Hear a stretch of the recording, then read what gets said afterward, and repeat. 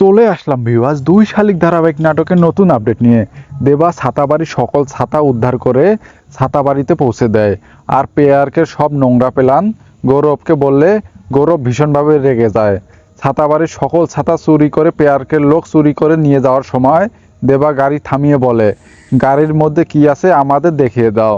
কিন্তু পেয়ারকে লোক কোনো মতে দেখাতে রাজি হয় না।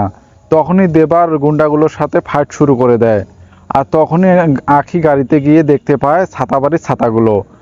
আর আখি ছাতাগুলো দেখে বলে, আমরা তো এক্ষুনি এই ছাতাগুলো তৈরি করে আসলাম, তাহলে এই ছাতাগুলো কি পেয়ারকে লোক দিয়ে চুরি করে নিয়ে যাচ্ছিল?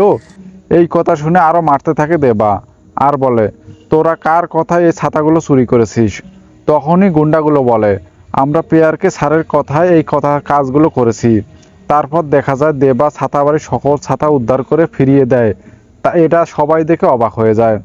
আর তখন দেবা ঘটনাগুলো বাড়ির সবাইকে খুলে বলে, আর গৌরবকে বললে গৌরব ভীষণভাবে রেগে যায়, আর বলে আপনার বাবা এই ব্যবসা ধ্বংস করার জন্য এই কাজ করেছে।